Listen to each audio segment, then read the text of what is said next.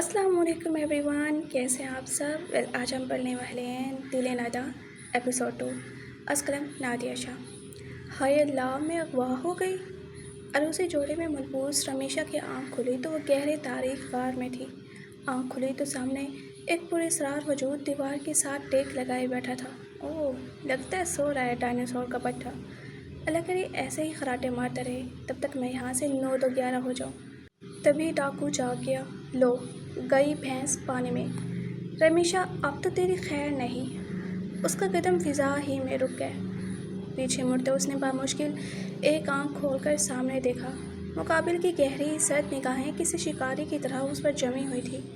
रमीशा के वजूद में एक सर लहर दौड़ गई।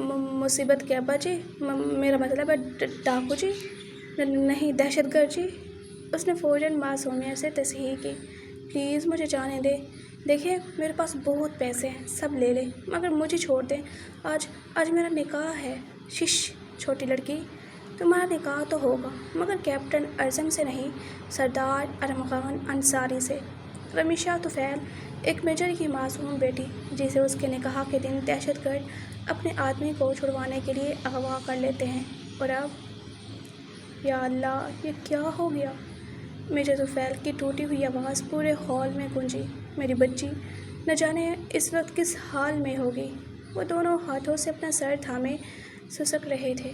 एक बाप की बेबसी उसके मजबूत वजूद को अंदर ही अंदर तोड़ रही थी। उनके हुक्म पर तमाम मेहमान वापस जा चुके थे। चंद मुलाजमिन के अलावा पूरे तुफ़ैल हाउस में सिर्फ मेजर तुफ़ैल और अज़म रह गए थे। चंद घंटे पहले यही घर कहकौम, मुबारकबादों और खुशियों से आबाद था, और अब हर तरफ कब्र जैसा सन्नाटा छाया हुआ था। अज़रम मुसलसल बेचैनी से हॉल में चक्कर काट रहा था। एक फ़ोन ख़त्म होता तो फ़ौरन दूसरा मिला लेता। उसने अगवा की इत्तला मुतल्लिका इदारों तक पहुंचा दी थी। शहर भर में नाकाबंदी कर दी गई थी और हर मुमकिन जगह पर तलाश का आगाज़ हो चुका था, मगर अब तक कोई सुराग नहीं मिला था। अज़रम मेजर तुफ़ैल की भारी आवाज़ पर फ़ौरन उनकी तरफ मुतवज्जा हुआ। मेरी रमीशा, वो ठीक तो होगी ना? उनकी आंखों से बेइख्तियार आंसू बह निकले। वो बहुत मासूम है, ज़रा सी बात पर घबरा जाती है।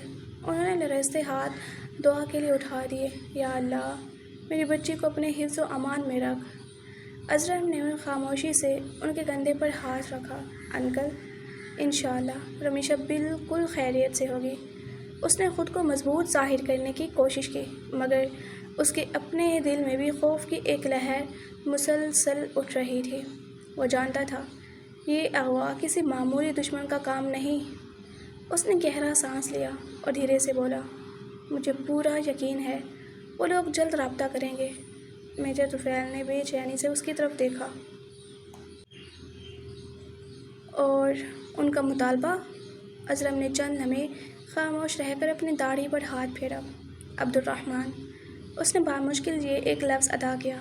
मुझे यकीन है वो रहमान की रिहाई मांगेंगे। हॉल पर एक बार फिर खामोशी छा गई। अब्दुर्रहमान, वो दहशतगर्द जिसे आज़ाद करना न सिर्फ कानून बल्कि मुल्क की सलामती के ख़िलाफ़ था, मगर दूसरी तरफ रमीशा की ज़िंदगी दाव पर लगी हुई थी। अज़रम ने बेख्तियार मुट्ठी भींच ली। अब वो सिर्फ एक चीज़ का इंतज़ार कर रहा था, अरमगान की कॉल का, क्योंकि वो जानता था ये खेल अभी शुरू हुआ था। बाबा जान। नीम बेहोशी की कैफियत में उसके लब कँपाए। क्लोरोफॉर्म का असर आहिस्ता आहिस्ता ज़ाइल हो रहा था। रमीशा ने कुर्राते हुए आंखें खोलने की कोशिश की, मगर पलकें जैसे कई मन वज़नी हो चुकी थी।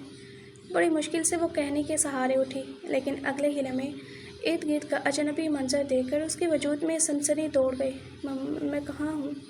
उसने घबराई हुई निगाहों से चारों तरफ देखा। हर सिमत खूब अंधेरा फैला हुआ था। सिर्फ एक छोटी सी इमरजेंसी लाइट गार की नमी-ज़िदा दीवारों पर मध्यम रोशनी बिखेर रही थी। सर्द हवा पत्थरों से टकरा कर खौफनाक सरसराहट पैदा कर रही थी। उसका दिल बेकाबू होकर धड़कने लगा और हलक खुश्क होकर कांटों जैसा महसूस होने लगा। अचानक यादों का एक तूफ़ान उसके जहन से टकराया। ब्यूटेशन, वो रुमाल, अजीब सी बू, सांस रुकने का एहसास, और फिर या अल्लाह, वो झटके से सीधी हो बैठी। मतलब मेरा अगवा हो गया? میجر طفیل کی بار بار کی گئی تنبیہ اس کے کانوں میں گونج اٹھی۔ بیٹا، دہشت گردوں کی نظر تم پر ہے۔ یہ خیال آتے ہی اس کے جسم سے جیسے خون نچڑ گیا۔ کانپتے ہاتھوں سے اس نے قریب پڑی ٹارچ اٹھائی اور لرزتی روشنی سامنے ڈالی۔ چند قدم کے فاصلے پر دیوار سے ٹیک لگائے ایک مرد خاموش بیٹھا تھا، جیسے گہری نیند میں ہو۔ اس کی سانس سینے میں اٹک گئی۔ ہائے اللہ، یہ کون ہے؟ ضرور یہ وہی اغوا کار ہے۔ شکل تو نہیں دکھ رہی، مگر دل کہہ رہا ہے یہ بہت بڑا نمونہ ہے۔ بس تو میری جان بچا لے، اس نمونے سے بعد میں خود نمٹ لینا۔ اندھیرے میں اپنی آنکھوں کو بڑا کرتے اس نے مقابل کو پرکھنے کی کوشش کی، مگر ناکام رہی۔ اوہ، لگتا ہے سو رہا ہے ڈائنوسار کا پٹھا۔ اللہ کرے ایسے ہی خراٹے مارتا رہے، تب تک میں یہاں سے 9 دو 11 ہو جاؤں۔ اس نے دل ہی دل میں اس اجنبی کو ہزاروں بد دعائیں دیتے ہوئے دعا پڑھی اور پوری احتیاط سے قدم آگے بڑھایا۔ بھاری عروسی لہنگا اس کی رفتار میں رکاوٹ بن رہا تھا، جبکہ زیورات کی ہلکی سی جھنکار بھی اسے اپنی موت کی چاپ محسوس ہو رہی تھی۔ اس نے لہنگے کا گھیر سمیٹا اور دبے قدموں آگے بڑھنے لگی، مگر ابھی چند ہی قدم چلی کہ اندھیرے کو چیرتی ایک بھاری، گمبھیر اور سرد آواز اس کے کانوں سے ٹکرائی۔ کہاں جا رہی ہو؟ اس کا قدم فضا ہی میں رک گیا، جسم پتھر کا ہو گیا، دل کی دھڑکن جیسے سینہ چیر کر باہر آنا چاہتی ہو۔ اس نے پلٹنے کی ہمت نہ کی، مگر واضح محسوس کر رہی تھی کہ وہ شخص آہستہ آہستہ اس کی طرف بڑھ رہا تھا۔ گئی بھینس پانی میں۔ رمیشا، اب تو تیری خیر نہیں۔ غار میں گونجتی قدموں کی چاپ اس کے اعصاب کو بری طرح جھنجھوڑ رہی تھی۔ اس نے خوف سے آنکھیں بھینچ لی اور بے اختیار اپنے دوپٹے کا پلو مٹھی میں جکڑ لیا۔ چند لمحوں بعد وہ قدم اس کے بالکل پیچھے آ کر رک گئے۔ اب مڑ بھی جاؤ۔ وہی سرد بےحس آواز ایک بار پھر سنائی دی۔ رمیشا نے دھڑکتے دل کے ساتھ آہستہ آہستہ پلٹنے کی ہمت کی۔ اس کی پلکیں ابھی تک خوف سے لرز رہی تھی۔ اس نے بامشکل ایک آنکھ کھول کر سامنے دیکھا۔ مدھم روشنی میں ایک لمبا، مضبوط قامت شخص اس کے سامنے کھڑا تھا۔ اندھیرے نے اس کے چہرے کو اپنی گرفت میں لے رکھا تھا، اس لیے اس کے نقوش واضح دکھائی نہیں دے رہے تھے۔ صرف اس کی گہری، سرد نگاہیں کسی شکاری کی طرح اس پر جمی ہوئی تھیں۔ رمیشا کے وجود میں ایک سخت لہر دوڑ گئی۔ کون ہیں آپ اور مجھے یہاں کیوں لائے ہیں؟ اس نے بامشکل اپنے خشک لب تر کرتے ہوئے سوال کیا، مگر سامنے کھڑا شخص خاموشی سے اسے دیکھتا رہا اور غار کی فضا پہلے سے بھی زیادہ خوفناک ہوتی چلی گئی۔ واپس جاؤ لڑکی۔ اس اجنبی کی بھاری، بے لچک آواز غار کی دیواروں سے ٹکرا کر گونجی۔ رمیشا نے خشک ہوتے لبوں پر زبان پھیری اور ہمت کی۔ مصیبت کے ابا جی؟ لفظ بے اختیار اس کے منہ سے نکلے، مگر اگلے ہی لمحے اسے اپنی غلطی کا احساس ہوا تو فوراً زبان دانتوں تلے کچلی۔ میرا مطلب ہے ڈاکو جی؟ نہیں، دہشت گرد جی۔ اس نے فوراً معصومیت سے تصحیح کی۔ پلیز مجھے جانے دیں۔ دیکھیں، میرے پاس بہت پیسے ہیں، یہ سارے زیورات بھی ہیں، آپ چاہیں تو سب لے لیں، ایک ایک چیز لے جائیں، مگر مجھے چھوڑ دیں۔ آج میرا نکاح ہے، میرے بابا بہت پریشان ہو جائیں گے۔ وہ گھبراہٹ میں اپنے گلے کا ہار اتارنے لگی، مگر کانپتے ہاتھوں کے باعث ہک کھل ہی نہ سکا۔ اگر یہ بھی کم لگے تو بابا سے اور پیسے لے لیجیے گا، وہ آرمی والے ہیں، ضرور کہیں نہ کچھ جمع کر رکھا ہوگا، مگر خدا کے لیے مجھے واپس جانے دیں۔ چند لمحوں کے لیے غار پر خاموشی چھا گئی۔ ارم خان نے پہلی بار غور سے اس لڑکی کو دیکھا۔ خوف سے کانپتے ہوئے بھی وہ اسے رشوت دینے کی کوشش کر رہی تھی، جیسے اسے یقین نہ ہو کہ دنیا کا ہر اغوا کار صرف پیسوں کے لیے اغوا کرتا ہے۔ اس کے لبوں کے کنارے بے اختیار ہلکی سی جنبش کھا گئے۔ ختم ہو گئی تمہاری تقریر؟ اس نے سرد لہجے میں پوچھا۔ رمیشا نے معصومیت سے سر ہلایا، پھر آہستہ سے بولی، ابھی ایک آدھ آفر اور بھی دے سکتی ہوں، اگر آپ کا موڈ نہ بنا ہو تو۔ اس کی بات مکمل ہوتے ہی غار میں چند لمحوں کے لیے عجیب سی خاموشی چھا گئی۔ ارم خان نے اسے چند ثانیے تک خاموشی سے دیکھا، پھر نہ جانے کیوں اس کے لبوں پر ایک بے ساختہ سی ہلکی مسکراہٹ ابھری۔ برسوں بعد کسی نے اسے اتنی معصومیت اور سنجیدگی کے ساتھ سودے بازی کی تھی۔ ایک آدھ آفر؟ اس نے بامشکل اپنی معصومیت ضبط کرتے ہوئے دہرایا۔ رمیشا نے فوراً معصومیت سے سر ہلایا۔ جی، آپ چاہیں تو میرے بابا سے ڈبل پیسے لے لیجیے گا، بلکہ ٹرپل لے لیجیے گا، بس مجھے چھوڑ دیں۔ دیکھیں، میں وعدہ کرتی ہوں کسی کو آپ کا حلیہ بھی نہیں بتاؤں گی، ویسے بھی مجھے آپ کا چہرہ نظر ہی نہیں آیا۔ وہ ایک ہی سانس میں سب کچھ کہہ گئی۔ ارم خان کی دبی ہوئی مسکراہٹ اس بار قدرے نمایاں ہوئی، مگر صرف چند لمحوں کے لیے۔ اگلے ہی لمحے اس کے چہرے پر پھر وہی سنگلاخ سنجیدگی لوٹ آئی۔ تمہیں واقعی لگتا ہے ہم نے تمہیں چند زیورات یا چند لاکھ روپے کے لیے اغوا کیا ہے؟ اس کی بھاری آواز دوبارہ غار میں گونجی۔ رمیشا نے بے اختیار گردن ہلائی تو پھر ارم خان نے ایک قدم اس کی طرف بڑھایا۔ تم ہماری ضرورت ہو رمیشا طفیل، اور جب تک ہماری ضرورت پوری نہیں ہوتی تم کہیں نہیں جاؤ گی۔ اس کے الفاظ سن کر رمیشا کے چہرے کا رنگ یکدم اڑ گیا۔ مگر میں نے آپ کا کیا بگاڑا ہے؟ وہ بے بسی سے بولی۔ تم نے کچھ نہیں، اس نے ٹھنڈے لہجے میں کہا، لیکن تمہارے باپ نے بہت کچھ بگاڑا ہے، اور اب اس کی قیمت وہ اپنی سب سے قیمتی چیز سے ادا کرے گا۔ اسی لمحے غار کے اندر قدموں کی ہلکی سی چاپ گونجی۔ سردار، کھانا آ گیا ہے۔ اسمارا کی آواز سن کر ارم خان جیسے گہری سوچ سے باہر آیا۔ اس نے ایک لمحے کو پلکیں جھپکیں، پھر اپنی نظریں رمیشا کے چہرے سے ہٹا لیں، جیسے خود کو اس کی نیلی آنکھوں کے حصار سے زبردستی آزاد کر رہا ہو۔ اسمارا دونوں ہاتھوں میں کھانے کی ٹرے اٹھائے اندر داخل ہوئی، مگر جیسے ہی اس کی نظر ہوش میں بیٹھی رمیشا پر پڑی، اس کے ہونٹوں پر ایک معنی خیز مسکراہٹ پھیل گئی۔ ارے واہ، دلہن رانی کو تو ہوش بھی آ گیا۔ وہ آہستہ آہستہ چلتی ہوئی اس کے قریب پہنچی۔ میں نے پہلے ہی کہا تھا نا، مجھ سے دوستی کرنا تمہارے لیے خسارے کا سودا ہوگا، مگر تمہیں تو ہر حال میں مجھ پر اعتبار کرنا تھا۔ رمیشا نے نفرت سے اس کی طرف دیکھا۔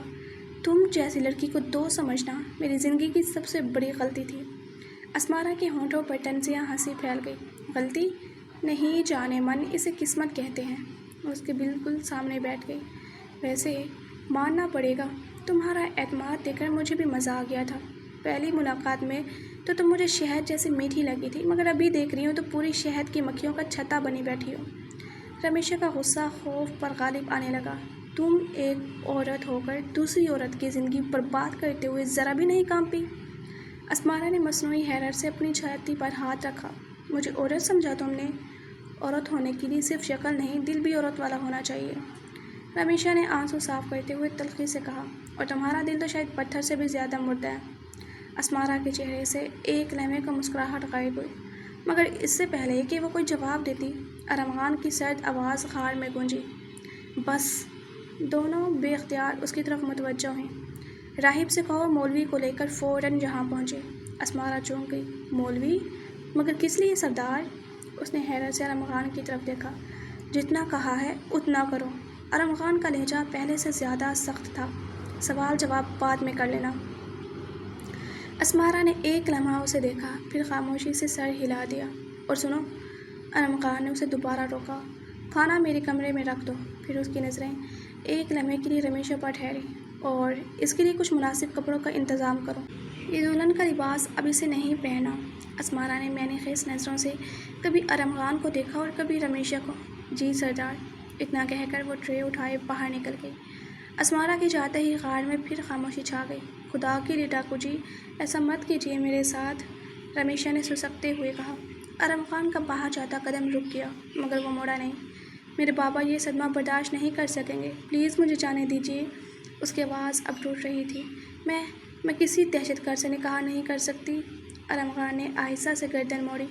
اس کی آنکھوں میں لمحہ بھر کو عجیب سی چمک ابھری، مگر اگلے ہی پل وہ نفرت کی تبیض تہہ میں چھپ گئی۔ اتنی جلدی نہیں مریں گے تمہارے باپ، اس نے بے رحمی سے کہا۔ پہلے انہیں میری تمام شرطیں ماننی ہوگی، پھر حساب برابر ہوگا۔ وہ ایک لمحہ خاموش رہا، پھر ٹھنڈی آواز میں بولا، اور تم؟ اس کی نظریں رمیشا پر جم گئی۔ خود کو تیار کر لو، کچھ ہی دیر میں تمہارا نکاح ہوگا۔ یہ کہہ کر وہ لمبے قدموں سے غار سے باہر نکل گیا۔ رمیشا وہیں پتھر کی دیوار کے ساتھ ڈھیر ہو گئی۔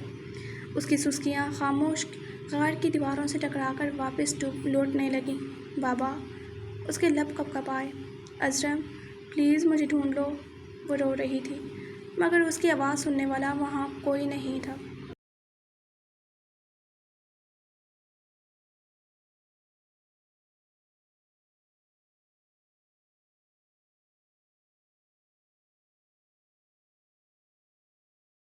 غار کی خاموش فضا میں جلتی ہوئی مشعل کی مرہم روشنی لرز رہی تھی، جس سے پتھریلی دیواروں پر خوفناک سائے رینگتے محسوس ہوتے تھے۔ چند لمحوں بعد بھاری قدموں کی آواز دوبارہ غار میں گونجی تو رمیشا نے سہم کر سر اٹھایا۔ اس کا دل انجانے خوف سے بری طرح دھڑکنے لگا۔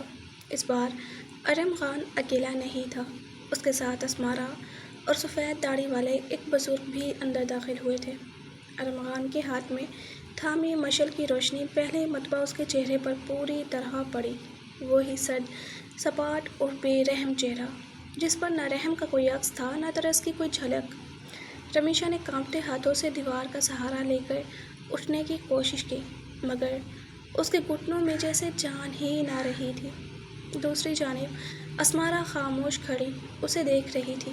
اس کے چہرے پر معمول کی طنزیہ مسکراہٹ موجود تھی لیکن اس کے دل میں حسد کی آگ پوری شدت سے بھڑک رہی تھی۔ وہ برسوں سے ارم خان کی ایک نظر التفات کی آرزو لیے اس کے ہر خطرناک مشن میں اس کے ساتھ کھڑی رہی تھی مگر آج وہی ارم خان کسی اور عورت کو اپنے نام سے منسوب کرنے جا رہا تھا۔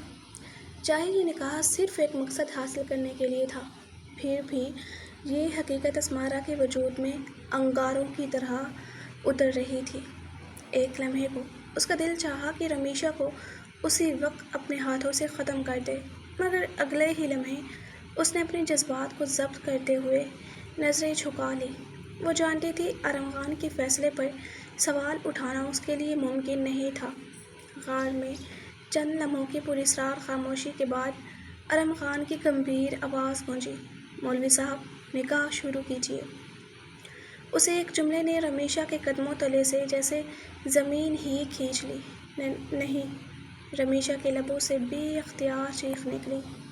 اس نے گھبرا کر 2 قدم پیچھے ہٹنا چاہا مگر پتھریلی دیوار اس کی پشت سے آ لگی۔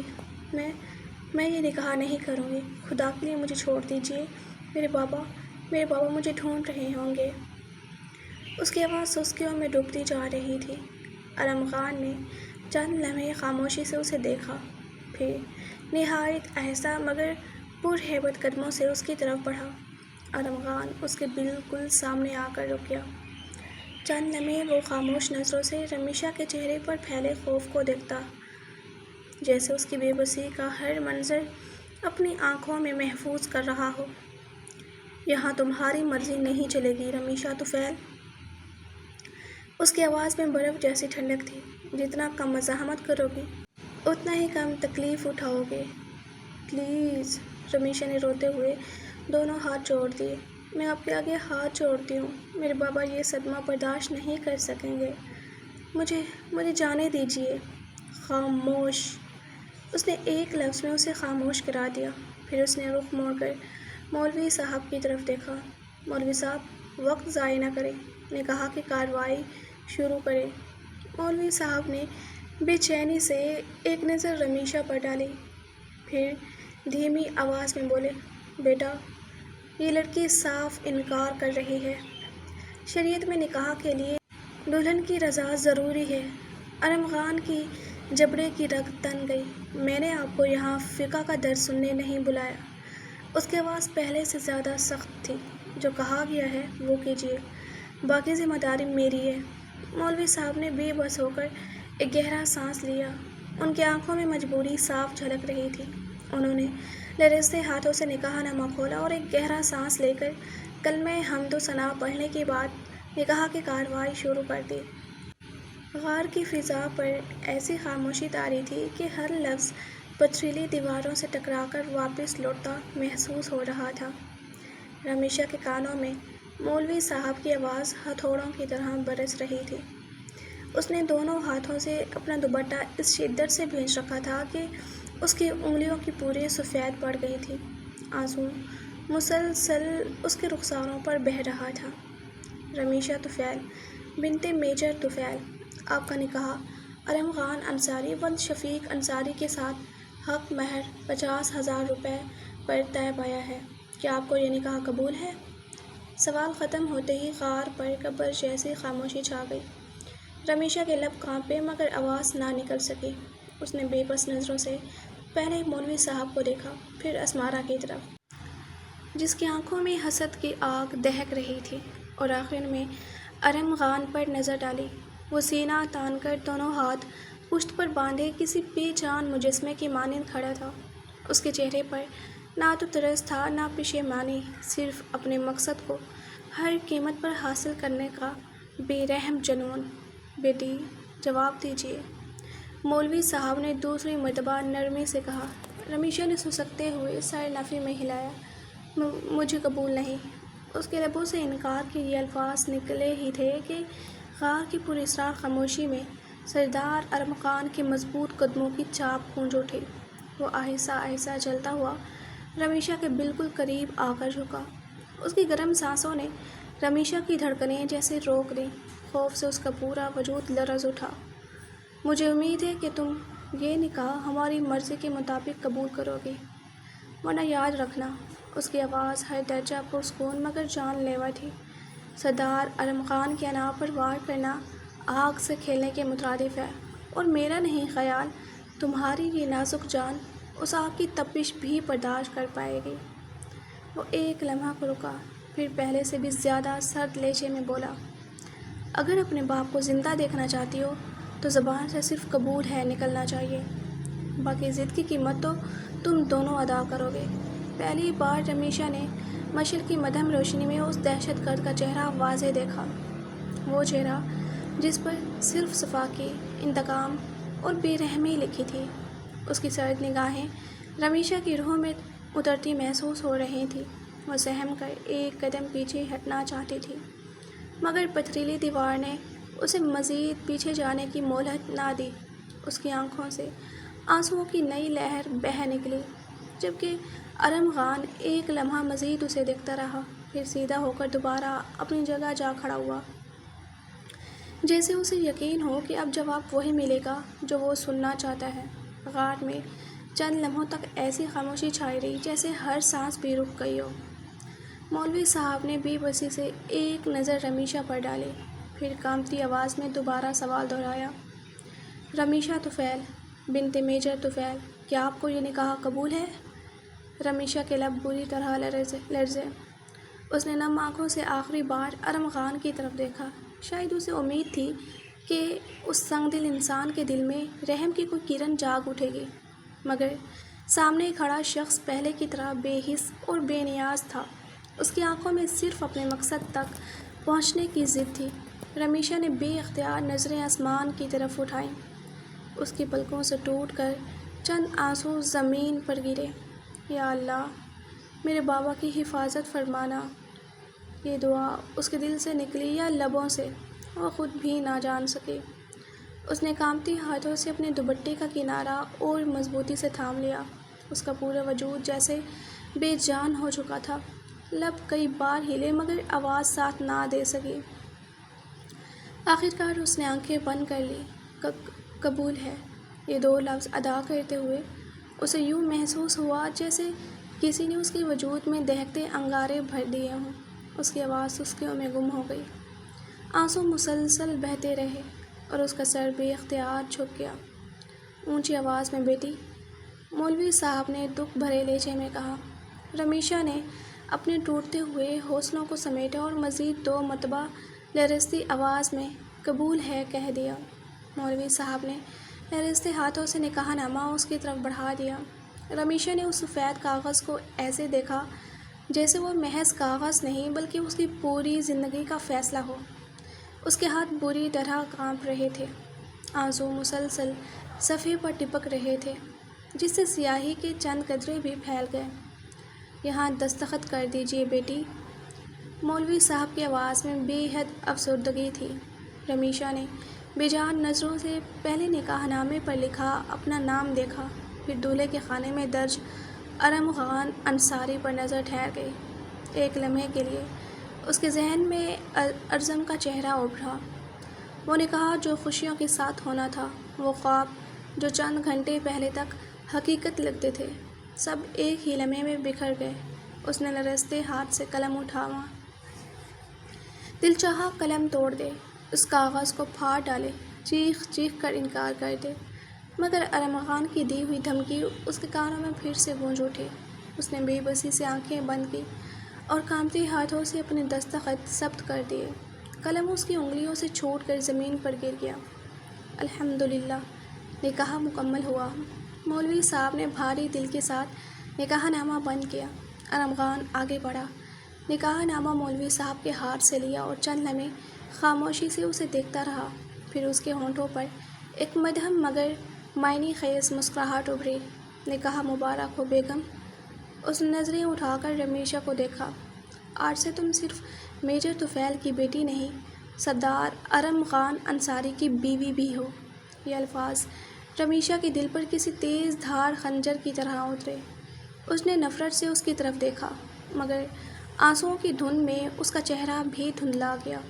وہ بے جان وجود کے ساتھ دیوار سے ٹیک لگا کر بیٹھ گئی، جیسے اس کے اندر کی جینے کی آخری طاقت بھی ختم ہو چکی ہو۔ اللہ تمہیں اس ظلم کی سزا ضرور دے گا۔ رمیشا کی بھیگی ہوئی آواز غار کی خاموش فضا میں گونجی۔ اس نے نفرت سے ارم خان کی طرف دیکھا۔ اس کی نیلی آنکھوں میں بے بسی ضرور تھی، مگر ساتھ ہی ایک عجیب سا یقین بھی کہ ظلم ہمیشہ قائم نہیں رہتا۔ ارم خان نے اس کی بد دعا سن کر کوئی خاص رد عمل نہ دیا۔ اس نے نکاح نامہ تہہ کیا اور اپنے ہاتھ میں مضبوطی سے تھام لیا۔ فی الحال اس کے لبوں پر سرد مسکراہٹ ابھری۔ میرے لیے سب سے دلچسپ لمحہ وہ ہوگا جب میجر طفیل کو اپنی بیٹی کے نکاح کا تحفہ ملے گا۔ وہ ایک لمحے کو رکا، پھر طنزی انداز میں بولا، سوچ رہا ہوں مبارکباد کے ساتھ یہ نکاح نامہ بھی بھجوا دو۔ آخر انہیں بھی تو معلوم ہونا چاہیے کہ ان کی شہزادی اب سردار ارم خان انصاری کے نام کی ہو چکی ہے۔ رمیشا کے وجود میں جیسے آگ بھر گئی۔ تمہیں لگتا ہے اس سب سے تم جیت جاؤ گے؟ وہ نفرت سے بولی۔ تم معصوم لوگوں کا خون بہاتے ہو، بچوں کو یتیم کرتے ہو، گھروں کو اجاڑتے ہو۔ اللہ کبھی ظالم کو اس کے انجام سے نہیں بچاتا۔ میرے بابا جیسے لوگ اپنی جان ہتھیلی پر رکھ کر تم جیسے درندوں سے اس ملک کی حفاظت کرتے ہیں۔ غار میں چند لمحوں کے لیے خاموشی چھا گئی۔ ارم خان کے چہرے کی سختی یکایک اور گہری ہو گئی۔ اس کی آنکھوں میں لمحہ بھر کو کوئی پرانا زخم لہرا گیا۔ ہمیں درندہ بنانے والے بھی یہی لوگ ہیں، اس نے دھیرے مگر زخمی لہجے میں کہا۔ جھوٹ! رمیشا فوراً بول اٹھی۔ اپنے گناہوں کا بوجھ دوسروں پر ڈال کر تم نے بے گناہ نہیں بن سکتے۔ سچ تو یہ ہے کہ تم لوگوں کے ماں باپ تم لوگوں کی تربیت ہی ایسی کرتے ہیں۔ ارم خان کی مٹھیاں بے اختیار بھیج گئی۔ اپنی حد میں رہو لڑکی! اس کی آواز اب پہلے سے کہیں زیادہ خطرہ تھا۔ میرے بارے میں جو چاہو کہہ لو، مگر خبردار میرے ماں باپ کا نام اپنی زبان پر مت لانا۔ رمیشا ایک لمحے کو خاموش ہو گئی، مگر اس کی نفرت بھری نظریں اب بھی ارم خان کے چہرے پر جمی ہوئی تھیں۔ دوسری طرف اسمارا خاموش کھڑی دونوں کو دیکھ رہی تھی۔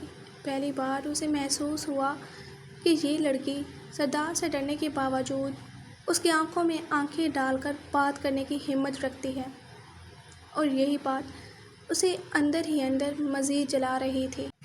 ارم خان نے چند لمحے خاموشی سے رمیشا کو دیکھا۔ اس کی آنکھوں میں نفرت کی وہ چمک اب بھی ویسی ہی تھی، مگر نہ جانے کیوں وہ چند پل کے لیے خاموش ہو گیا۔ پھر اس نے گہرا سانس لیا اور نکاح نامہ تہہ کرتے ہوئے اسمارا کی طرف دیکھا۔ اسمارا! جی سردار! وہ فوراً سیدھی ہو کر کھڑی ہو گئی۔ تم یہیں رہو، اس پر نظر رکھنا، ایک لمحے کے لیے بھی اسے اکیلا مت چھوڑنا۔ جی، جیسا آپ حکم کریں۔ میں اس کے باپ کو مبارک نامہ بھیج کر آتا ہوں۔ یہ جملہ سنتے ہی رمیشا کے چہرے کا رنگ مزید زرد پڑ گیا۔ نہیں! وہ بے اختیار چیخ اٹھی۔ خدا کے لیے ایسا مت کرنا، بابا یہ صدمہ برداشت نہیں کر سکیں گے۔ انہیں کچھ ہو گیا تو میں کبھی خود کو معاف نہیں کر سکوں گی۔ وہ لڑکھڑاتے قدموں سے ارم خان کی طرف بڑھی اور بے اختیار اس کے سامنے آ کر کھڑی ہوئی۔ میں آپ کے آگے ہاتھ جوڑتی ہوں، جو سزا دینی ہے مجھے دے دیں، مگر میرے بابا کو تکلیف نہ دیں۔ اس نے لرزتے ہاتھ باقی جوڑ دیے۔ ارم خان کی نگاہ ایک لمحے کے لیے ان کانپتی ہاتھوں پر ٹھہر گئی، مگر اگلے ہی پل اس نے نظریں پھیر لی۔ تم انسان نہیں ہو۔ رمیشا کی آنکھوں سے آنسو مسلسل بہہ رہے تھے۔ تمہارے دل میں ذرا سا بھی رحم نہیں؟ ارم خان نے دروازے کی طرف قدم بڑھاتے ہوئے صرف اتنا کہا۔ رحم؟ وہ ہلکا سا رکا، مگر پلٹا نہیں۔ یہ لفظ ہماری لغت سے بہت پہلے ختم ہو چکا ہے۔ اتنا کہہ کر وہ لمبے قدموں سے غار سے باہر نکل گیا۔ ارم خان کے جاتے ہی رمیشا کی ہمت بھی جواب دے گئی۔ وہ وہیں زمین پر گھٹنوں کے بل گر پڑی۔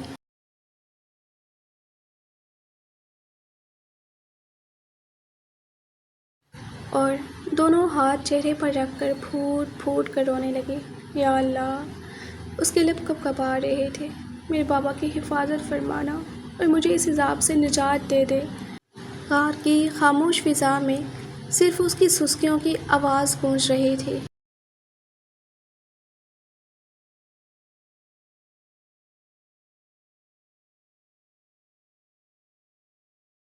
سر، آپ کے لیے ایک کوریئر آیا ہے۔ چوکیدار کی آواز سن کر میجر طفیل نے چونک کر سر اٹھایا۔ گزشتہ کئی گھنٹوں سے ان کی نظریں بار بار دروازے کی طرف اٹھ رہی تھیں، جیسے ہر آہٹ انہیں اپنی بیٹی کی کوئی خبر دے جائے گی۔ کہاں ہے؟ مجھے دو۔ وہ تقریباً لپکتے ہوئے چوکیدار کے قریب آئے اور اس کے ہاتھ سے لفافہ لے لیا۔ ان کی انگلیاں بے چینی سے کانپ رہی تھیں۔ اجرم بھی فوراً ان کے قریب آ کھڑا ہوا۔ کیا ہے انکل؟ جواب دینے کے بجائے میجر طفیل نے خاموشی سے لفافہ کھولا۔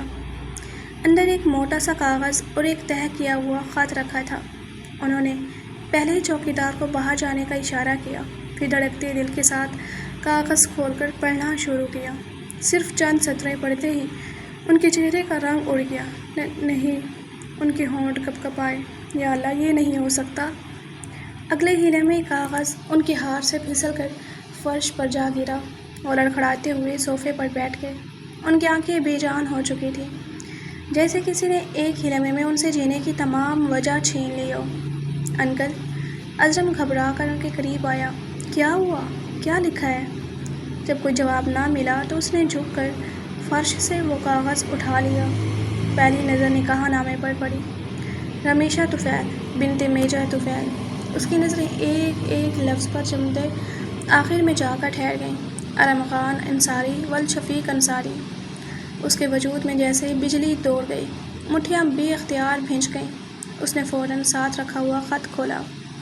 اس پر ٹیڑھے میڑھے حروف میں لکھا تھا، میں نے کہا تھا نا، اس بار میرا وار تمہیں مرنے بھی نہیں دے گا اور سانسیں بھی چھین لے گا۔ تمہاری بیٹی اب میری زوجہ ہے۔ مجھے یقین ہے تمہارا چھوٹا سا دل یہ حقیقت کبھی برداشت نہیں کر پائے گا کہ تمہاری بیٹی ایک دہشت گرد کی بیوی بن چکی ہے۔ اگر اسے مجھ سے اور اس نکاح سے چھٹکارا دلانا چاہتے ہو تو رحمان بھائی کو رہا کر دو۔ سسر صاحب، میں آپ کے جواب کا منتظر رہوں گا۔ آپ کا پیارا تو خیر نہیں کہہ سکتا۔ ہاں، البتہ یہ کہنا درست ہوگا، آپ کا انچاہا داماد، سردار ارمغان انصاری۔ اجرم نے خط مکمل پڑھا تو اس کی آنکھوں میں خون اتر آیا۔ ارمغان! اس کے دانت پنچ گئے۔ میں تمہیں زندہ نہیں چھوڑوں گا۔ وہ غصے سے موبائل نکالتے ہوئے کمرے میں ٹہلنے لگا۔ ہیلو سر، مجھے فوری طور پر ایک ہیوی آپریشنل فورس چاہیے۔ میری منگیتر دہشت گردوں کے قبضے میں ہے۔ میں مزید ایک لمحہ بھی ضائع نہیں کر سکتا۔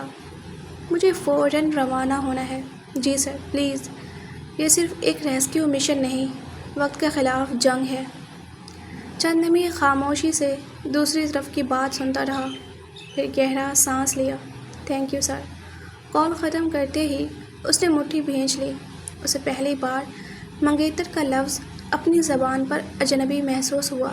چند گھنٹے پہلے تک رمیشہ واقعی اس کی ہونے والی شریک حیات تھی، مگر اب وہ کسی اور کے نام کا نکاح نامہ اٹھائے کھڑا تھا۔ یہ نکاح اس کے دل نے کبھی قبول نہیں کیا تھا، مگر حقیقت اس کے سامنے خون بن کر کھڑی تھی۔ اجرم! میجر طفیل کی ٹوٹی ہوئی آواز سن کر وہ فوراً ان کے پاس آ بیٹھا۔ میری بیٹی کو واپس لے آؤ، خدا کے لیے اسے واپس لے آؤ۔ جانے اس وقت میری بچی کس حال میں ہوگی۔ اجرم نے ان کے کانپتے ہاتھ اپنے ہاتھوں میں لے لیے۔ انکل، اللہ پر بھروسہ رکھیں، کرنل صاحب نے فورس کی منظوری دے دی ہے۔ چند ہی لمحوں میں ہم روانہ ہوں گے۔ وہ ایک لمحے کو رکا، پھر مضبوط لہجے میں بولا، میں وعدہ کرتا ہوں، یا تو رمیشہ کو صحیح سلامت واپس لے کر آؤں گا، یا پھر اس کی حفاظت کرتے ہوئے اپنے وطن پر قربان ہو جاؤں گا۔ میجر طفیل کی نم آنکھوں سے آنسو بہہ نکلے۔ انہوں نے لرزتے ہاتھ اٹھا کر اجرم کے سر پر رکھ دیے۔ اللہ تمہیں اپنی امان میں رکھے بیٹا۔ چند گھنٹوں بعد اجرم ایک بھاری فوجی دستے کی قیادت کرتے ہوئے دہشت گردوں کے خفیہ ٹھکانے کی طرف روانہ ہو چکا تھا۔ اس کے دل میں اب صرف ایک ہی عہد زندہ تھا، یا تو رمیشہ واپس آئے گی یا پھر ارمغان انصاری کی دہشت ہمیشہ کے لیے ختم ہو جائے گی۔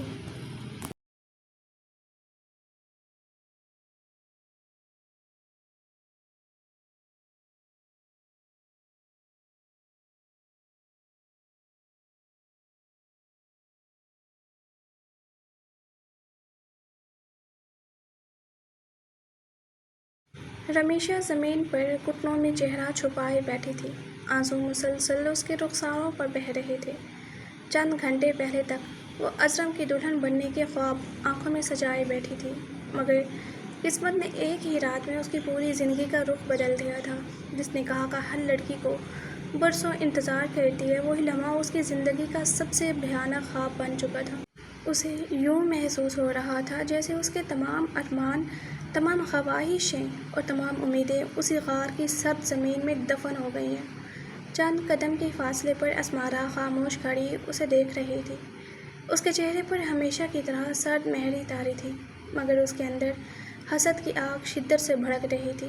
برسوں سے ارمغان اس کی دعاؤں، آرزوؤں اور خاموش محبت کا مرکز تھا، مگر آج حالات نے ایک اجنبی لڑکی کا نام اس کے محبوب کے نام کے ساتھ جوڑ دیا تھا۔ چاہے وہ نکاح صرف ایک منصوبے کا حصہ تھا، مگر حقیقت یہی تھی کہ رمیشہ اب ارمغان کی زوجہ کہلاتی تھی، اور یہی حقیقت اسمارا کے لیے ناقابل برداشت تھی۔ وہ آہستہ آہستہ چلتی ہوئی رمیشہ کے سامنے آ کر رکی، چند لمحے اسے خاموشی سے روتا دیکھتی رہی، پھر برف جیسے سرد لہجے میں بولی، بس بھی کرو، تمہارے آنسو کسی کا دل نہیں پگھلانے والے۔ رمیشہ نے نم آنکھیں اٹھا کر اسے دیکھا، اس کی نظریں نفرت سے دہک رہی تھی۔ کیا ملا تمہیں؟ اس کی آواز رونے سے بھر آ گئی۔ ایک عورت ہو کر دوسری عورت کی زندگی اجاڑ دی، تم کبھی سکون سے نہیں جی سکو گی۔ اسمارا کے چہرے کے تاثرات یکدم بدل گئے۔ وہ جھک کر رمیشہ کے بال مٹھی میں جگڑتے ہوئے ہو رہی، اپنی زبان پر قابو رکھو۔ رمیشہ درد سے کرہا اٹھی، مگر اس کی آنکھوں میں نفرت پہلے سے بھی زیادہ گہری ہو گئی۔ اور کان کھول کر سن لو، اسمارا نے اس کے چہرے کے قریب جھکتے ہوئے کہا، کبھی خود کو ارمغان کی بیوی سمجھنے کی غلطی مت کرنا۔ یہ نکاح صرف رحمان بھائی کو آزاد کروانے کے لیے ہوا ہے۔ جس دن مقصد پورا ہوا، اسی دن یہ رشتہ بھی ختم ہو جائے گا، اور تم بھی۔ وہ جیسے ناگن کی طرح پھنکاری۔ رمیشہ نے چونک کر اس کی طرف دیکھا۔ اس ایک جملے میں چھپی جلن اس سے پوشیدہ نہ رہ سکی۔ تم ارمغان سے محبت کرتی ہو؟ یہ سوال سنتے ہی اسمارا کی گرفت بے اختیار ڈھیلی پڑ گئی۔ وہ چند لمحے خاموش کھڑی رہی، پھر اس کے لبوں پر ایک بے حد تلخ مسکراہٹ ابھری۔ محبت؟ وہ دھیرے سے بولی، ہم جیسے لوگوں کی قسمت میں محبت نہیں، صرف ہجر لکھا جاتا ہے۔ ہم چاہ تو سکتے ہیں، مگر پا نہیں سکتے۔ اس کی آواز میں چھپا درد پہلی بار رمیشہ نے محسوس کیا۔ اسے پہلی بار لگا کہ اس سخت مزاج لڑکی کے سینے میں بھی ایک زخمی دل دھڑکتا ہے۔ کچھ لمحوں تک غار میں خاموشی چھائی رہی، پھر رمیشہ نے خشک ہونٹوں پر زبان پھیری اور دھیمی آواز میں بولی، پانی اگر مل جائے تو۔ اسمارا نے بغیر کچھ کہے قریب رکھے مٹکے سے گلاس بھرا اور اس کی طرف بڑھا دیا۔ رمیشہ نے لرزتے ہاتھوں سے گلاس پکڑا اور ایک ہی سانس میں سارا پانی پی گئی۔ گلاس واپس کرتے ہوئے اس نے آہستگی سے کہا، شکریہ۔ اسمارا نے کوئی جواب نہ دیا۔ وہ پلٹ کر جانے لگی تو رمیشہ نے گھبرا کر اس کا ہاتھ تھام لیا، پلیز مجھے اکیلا مت چھوڑو، مجھے اندھیرے سے بہت ڈر لگتا ہے۔ اسمارا نے ناگواری سے اس کی طرف دیکھا، مگر نہ جانے کیوں اس کا دل نہ مانا۔ اس نے خاموشی سے اپنا ہاتھ چھڑایا اور کچھ فاصلے پر جا کر دیوار سے ٹیک لگا کر بیٹھ گئی۔ چند لمحے دونوں خاموش رہیں، پھر رمیشہ نے دھیرے سے پوچھا، تم لوگ آخر یہ سب کیوں کرتے ہو؟ معصوم لوگوں کا خون بہا کر، اتنی نفرت پھیلا کر، آخر کیا ملتا ہے تمہیں؟ اسمارا نے ایک گہری سانس خارج کی۔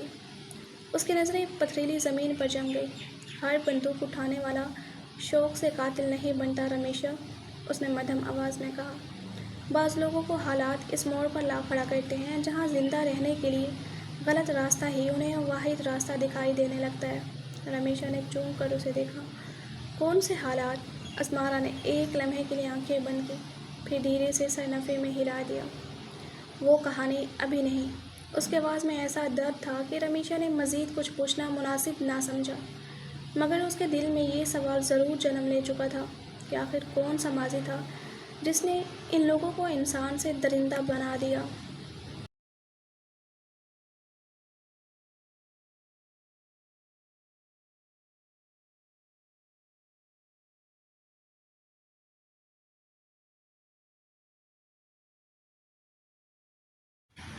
اجرم اس وقت دہشت گردوں کے اس خفیہ ٹھکانے پر موجود تھا جہاں چند روز قبل اس کی ارمغان سے پہلی مڈبھیڑ ہوئی تھی، مگر آج وہاں موت جیسی خاموشی چھائی ہوئی تھی۔ ہر کمرہ، ہر راہداری اور ہر خفیہ راستہ آرمی کے جوانوں نے چھان مارا، لیکن وہاں کسی انسان کا نام و نشان تک موجود نہ تھا۔ ایسا لگتا تھا جیسے وہ لوگ کئی گھنٹے پہلے ہی اپنا ٹھکانہ خالی کر چکے ہوں۔ اجرم نے جھنجھلا کر مٹھی دیوار پر دے ماری۔ آخر کہاں چھپے ہو ارمغان؟ اس کے جبڑے غصے سے بھنچے ہوئے تھے۔ اسے پہلی بار محسوس ہوا کہ وہ شخص صرف خطرناک ہی نہیں، غیر معمولی حد تک ذہین بھی ہے۔ اس لمحے اس کی جیب میں رکھا موبائل فون بج اٹھا۔ اس نے فوراً فون نکال کر اسکرین پر نظر ڈالی۔ نمبر نامعلوم تھا۔ ہیلو، کیپٹن اعظم لوغاری اسپیکنگ۔ تعارف کی ضرورت نہیں کیپٹن صاحب۔ دوسری طرف سے ابھرتی پرسکون مگر طنزیہ آواز سنتے ہی اجرم کی آنکھوں میں خون اتر آیا۔ ارمغان۔ اس نے دانت پیستے ہوئے اس کا نام لیا۔ دوسری طرف ہلکی سی ہنسی گونجی۔ واہ، میری آواز اتنی جلدی پہچان لی۔ لگتا ہے مجھے ڈھونڈتے ڈھونڈتے خاصی محنت کر لی ہے کیپٹن صاحب۔ اجرم نے غصے سے مٹھی بھینچ لی۔ جہاں بھی ہو ڈھونڈ نکالوں گا۔ اس بار تم بچ نہیں سکو گے۔ میں بھی یہی چاہتا ہوں۔ ارمغان کا لہجہ بدسطور پرسکون تھا۔ مگر خالی ہاتھ مت آنا۔ رحمان بھائی ساتھ ہونے چاہئیں، ورنہ واپسی پر رمیشہ زندہ نہیں ملے گی۔ اجرم کی سانس ایک لمحے کو رک گئی۔ ارمغان نے مزید کہا، اور ہاں، شاید اب تک تم نکاح نامہ دیکھ چکے ہوگے۔ ماننا پڑے گا، قسمت نے عجیب مذاق کیا ہے۔ جس لڑکی کو تم اپنی زندگی بنانا چاہتے تھے وہ اب میری بیوی ہے۔ اجرم کی آنکھوں میں غصہ دہکنے لگا۔ اپنی گندی زبان بند رکھو ارمغان۔ غصہ مت کرو کیپٹن۔ غصہ فیصلے کمزور کر دیتا ہے، اور مجھے کمزور دشمن بالکل پسند نہیں۔ چند لمحوں کی خاموشی کے بعد اس کی آواز دوبارہ ابھری۔ 24 گھنٹے، صرف 24 گھنٹے۔ رحمان بھائی کے ساتھ آؤ یا پھر رمیشہ کی لاش لینے کے لیے تیار رہو۔ کال اچانک منقطع ہو گئی۔ اجرم نے چند لمحے موبائل کو گھورا، پھر پوری قوت سے مٹھی بھینچ لی۔ میں آ رہا ہوں ارمغان۔ اس کی آواز میں ایسا عزم تھا کہ ساتھ کھڑے سپاہیوں کی ریڑھ کی ہڈی میں بھی سنسنی دوڑ گئی۔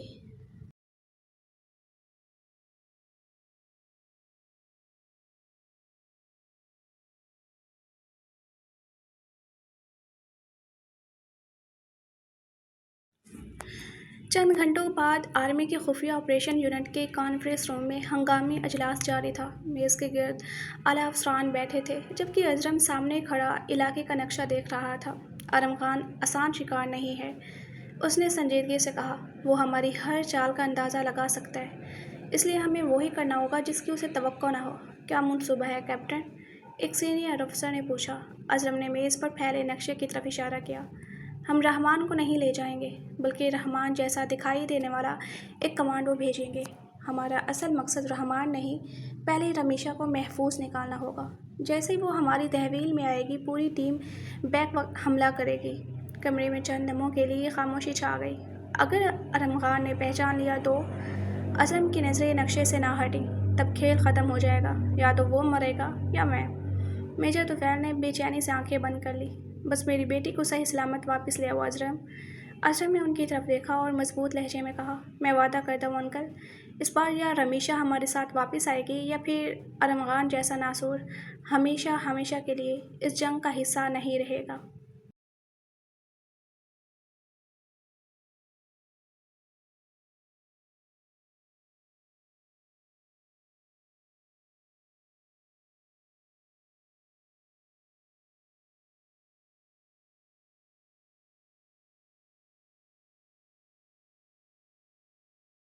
ایک ہفتہ، صرف 7 دن گزرے تھے، مگر ان 7 دنوں میں نہ جانے کتنی زندگیاں بدل کر رکھ دی۔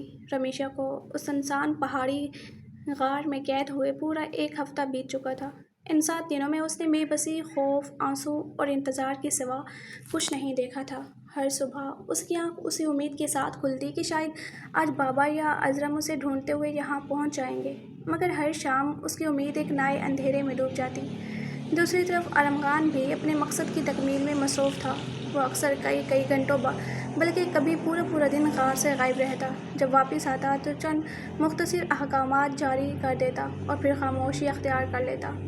ان 7 دنوں میں ان دونوں کے درمیان چند ہی باتیں ہوئی تھیں، مگر ہر ملاقات میں رمیشا نے اس کی آنکھوں میں وہ صفاقی ضرور دیکھی جس کے پیچھے کہیں نہ کہیں ایک انجان سا درد بھی چھپا محسوس ہوتا تھا۔ حیران کن بات یہ تھی کہ ارم خان نے ان 7 دنوں میں نہ کبھی اس پر ہاتھ اٹھایا، نہ ہی اپنے رعب و دبدبے کے باوجود اس کی عزت نفس کو مجروح کرنے کی کوشش کی۔ وہ سخت تھا، بے رحم تھا، مگر اس کی ہر حد جیسے کسی اندیکھے اصول سے بندھی ہوئی تھی۔ اسمارا بھی اب رمیشا سے پہلی جیسی تلخی سے پیش نہیں آتی تھی۔ اگرچہ اس کے دل کی حسد بھری آگ ابھی بجھی نہیں تھی، مگر ایک ہی چھت تلے رہتے رہتے دونوں کے درمیان خاموشی کا ایک عجیب سا رشتہ قائم ہو گیا تھا۔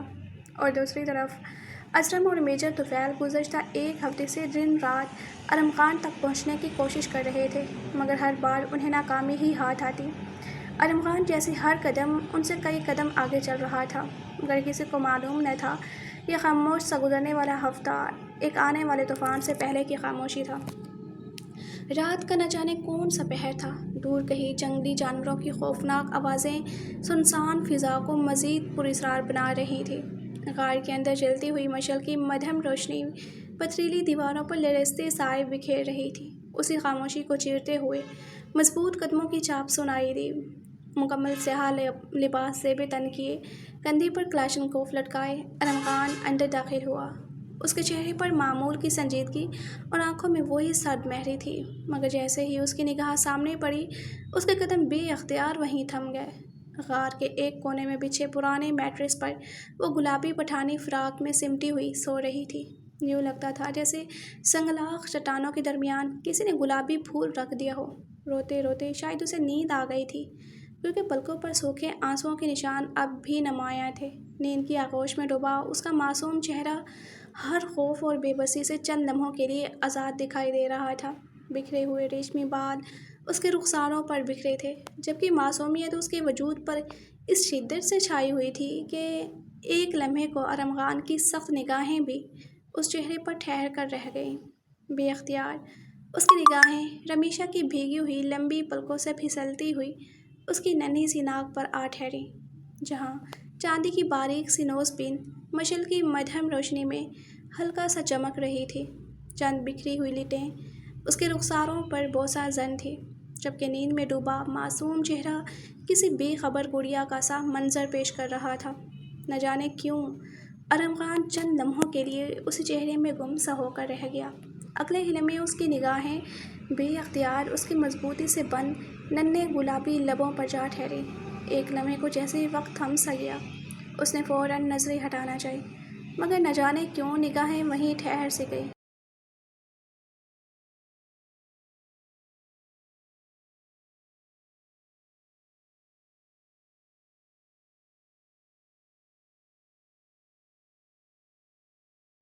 دل نے عجیب سی بے چینی سے کروٹ لی۔ اسے یوں محسوس ہوا کہ اگر وہ ایک لمحہ اور اسی طرح اسے دیکھتا رہا تو شاید اپنی ہی قائم کردہ حدوں سے آگے بڑھ جائے گا۔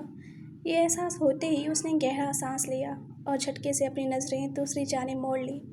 یہ لڑکی دن بدن اس کی روح پر اپنا نام لکھتی جا رہی تھی، جبکہ وہ ہر گزرتے لمحے اس حقیقت سے انکار کرنے کی ناکام کوشش کر رہا تھا۔ وہ خاموشی سے پلٹا، کندھے سے کلاشنکوف اتار کر ایک جانب رکھ دی اور احتیاط سے اس سے کچھ فاصلے پر لیٹ گیا۔ ایک بازو اپنی آنکھوں پر رکھ کر اس نے گہرا سانس لیا، جیسے دل میں اٹھتے شور کو دبانا چاہتا ہو، مگر آنکھیں بند کرتے ہی حال کی تمام تصویریں دھندلا گئیں اور ذہن بے اختیار ماضی کی ان گلیوں میں بھٹکنے لگا جہاں ہر موڑ پر کوئی نہ کوئی زخم اس کا منتظر تھا۔